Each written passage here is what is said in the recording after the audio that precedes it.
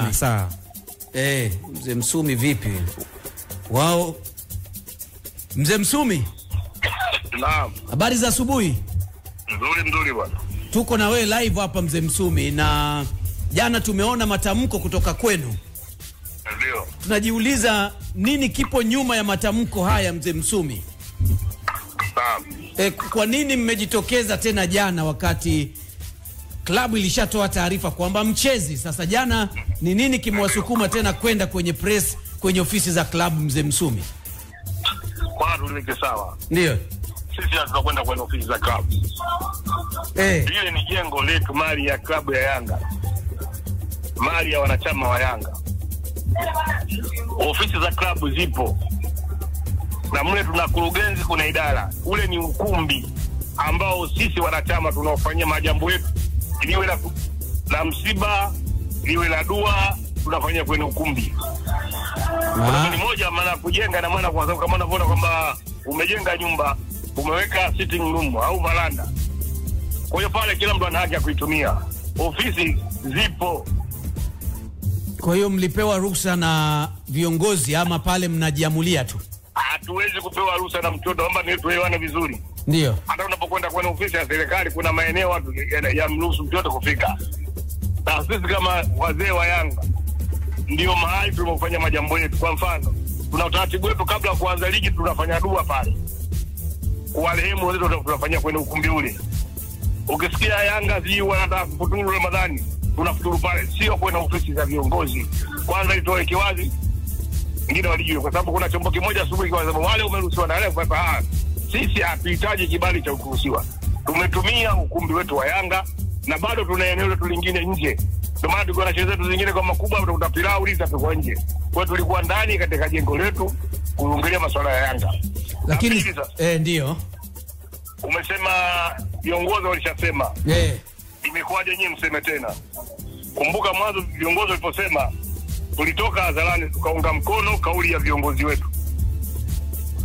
Ndio. Mimi nadhani kila Mtanzania amelifahamu. La pili, sisi kikubwa tutaongelea jana kuelekeza misimamo. Sheria zinatungwa ili zifanye kazi. Kanuni zinatungwa ili zifanye kazi. Sasa nakuja katika hoja yangu ya msingi ya jana. Tarehe 7 mwezi wa 3 Simba kwanza aliandika mtu mmoja kwenye mtandao kwamba sisi kesho tupeleke timu. Lakini najua wazi kwamba walipeleka barua bodi ya ligi. Tarehe 8 ya mwezi wa 3 ambayo siku mechi ichezwe. Kwanza tarehe 7 mchana walikaa kikao cha pre-meeting, makubaliano kile kitu imeenda sawa. Hii kwa mshangao siku ikabadilika kwamba Simba tupeleke timu, tumezuiwa na mabounsa ya Yanga. Kwanza Yanga haina mabounsa, Yanga ina wanachama na ina wapenzi. Na kama Simba ndio kwa dai lao hiyo kuzuiliwa wasiingie kufanya mazoezi na Yanga, ile kwa Yanga hawana uwanja ule mali ya serikali. Tunapokuwa na michezo Yanga tunawajibika kukodi na kulipa. Kwenye mamlaka husika kuna meneja wa uwanja. Lakini cha kushangaza hapa ndo tunapoanzia nasema kwamba hatuchezi na mpaka tulijue hili. Bodi ya ligi asubuhi imetoka ikasema mechi iko pale pale. Saa 5 ikahamasisha watu waendelee kukata tiketi na milango ikafunguliwa na watu wakaingia. Saa 8 mchana wanasema mechi hakuna. Wakati sisi ni magoli katupia kwenye mtandao saa 8 usiku. Saa 8 mchana mechi hakuna. Na katika kuonyesha mechi bodi ya ligi Steven Mguto akaja na kauli zifuatazo kwamba tumeahirisha mechi, kuna viashirio vya rushwa. Tumeahirisha mechi, kuna uvunjifu wa amani. Tumeahirisha mechi, tutafanya uchunguzi. Sasa swali linakuja, toka tarehe 8 mpaka leo tunapoongelea ripoti gani imetoka? Kwa sababu anaotumiwa ni Yanga. Kama Yanga walifanya makosa walitakiwa waadhibiwe. Kama Yanga alikuwa na mamlaka kuzuia watu wasifanye mazoezi, Yanga tupigwe faini. Au kama kuna watu waadhibiwe. Kinyume chake hakuna. Lakini huyu mtoa hoja wa kwanza haonekani kwenye ripoti hii. Hakuna hata sehemu moja ambao iliyogusa. Ina maana hapa tunazaa hoja mbili. Kwa maana hoja ya Simba wanasema kwamba tupeleke timu kwa sababu tumeona basi wa Yanga haina mashiko, ndio maana hawezi. Kama haina mashiko Yanga alistahili apewe pointi zake 3.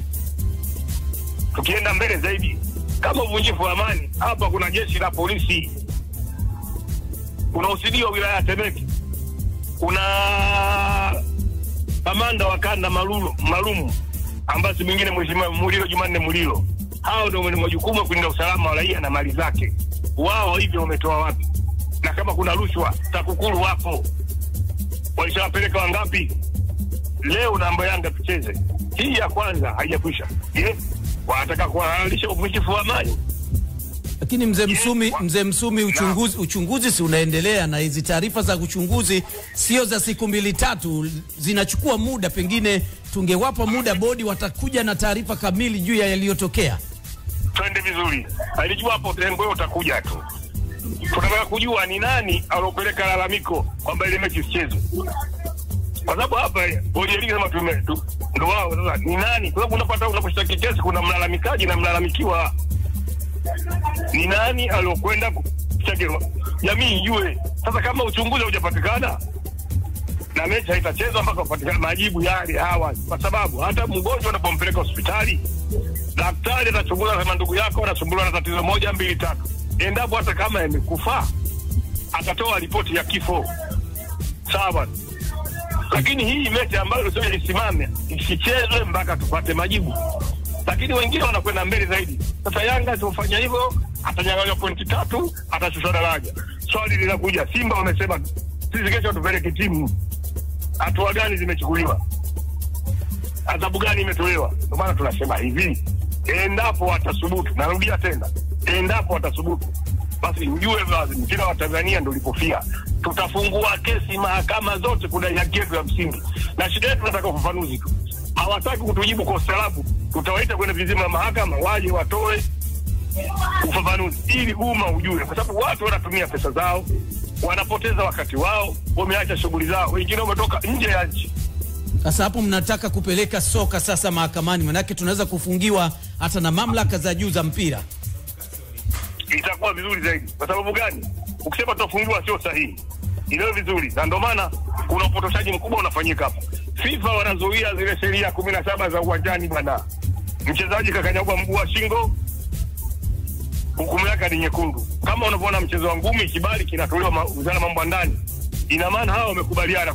Sasa kwa nini, kama unafahamu hilo mzee Msumi, kwa nini isipeleke timu icheze kwenye hizo sheria za mpira? Hapo mengine nakuja sikilize bwana, sijamaliza. Sawa bwana? Ndio. Wote sema tunafungiwa. Wangapi washafungwa? Rais wa FIFA kashafungwa, wa UEFA kashafungwa. Ni kuhesabia hapa ndani. Unaniruhusu ni kuhesabia hapa ndani walofungwa? Wewe taja tu. Wa kwanza Adeladi kenda jela. Kwa katibu wa Fatima, sawa? Jamali Malinzi alikuwa rais wa TFF.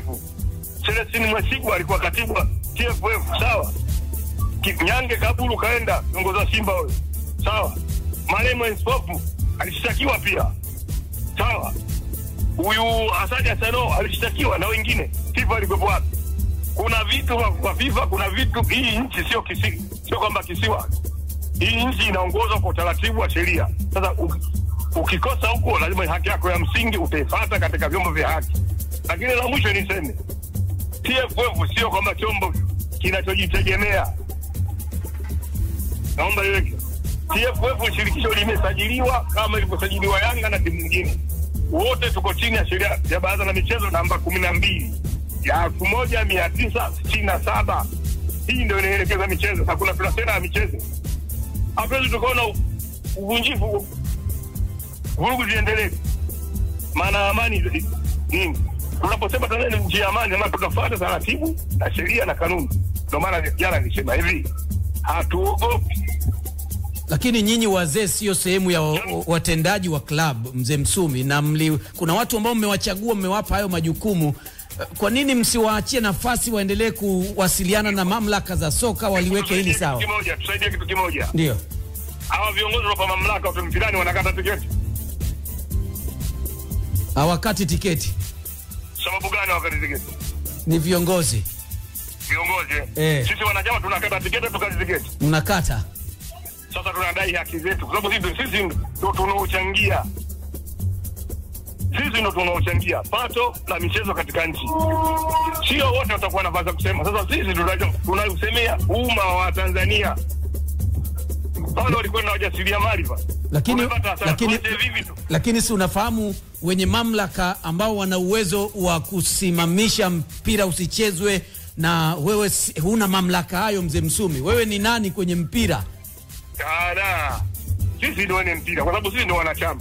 Wanaochama tunaunda vilabu. TFF ni wasimamizi wa michezo. Sawa? Ndio. Alama uelewe. Kama una shamba uweze kusema na mbegu nitapanda. Sisi ndio wadau.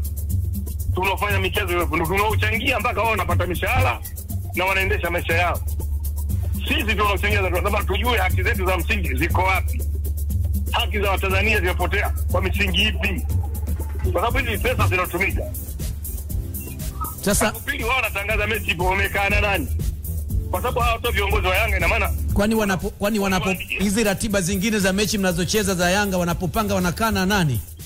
Nisikize vizuri. Ndio. Hii mechi ni ya kiporo. Hii mechi ndio ina mzozo, sawa? Ndio. Unaona Yanga kuna mechi gani nyingine hajacheza? Ukiondoa hii wanaipigia debe. Baada wao mechi ipi Yanga haikucheza? Sasa mbona mnasema mkinyang'anywa point na hizo zinazobaki ya mchezi? Kwa utaratibu upi? Tukija point ndio nakwambia naweka wazi. Najua umma unasikia. Tutafungua kesi kila mkoa kudai haki yetu mpaka ipatikane na mpaka tujue ni nani mwenye kiburi hiki anavuruga mpira wa Tanzania. Mwisho mzee Msumi tumalize. Sasa mbona mmefika kwenye media na kuna media kama Azam wameanza matangazo, mnazuia watu wasifanye matangazo, amuoni kama mnavuka sasa? Nisikilize. Watu kama tunazuia, mbona mimi naongea na wewe? Hiki sio chombo cha habari. Sasa mbona mnasema vyombo visifanye promo? Maana yake nini? Msipotoshe umma. Msimamo wa Yanga ndio kwa hiyo wanasababu gani kusema msimamo wa Yanga kwamba tupeleke timu. Maana yake nini? Kuna watu wataacha shughuli zao, watafunga sababu kuja mjini, wasisumbuke.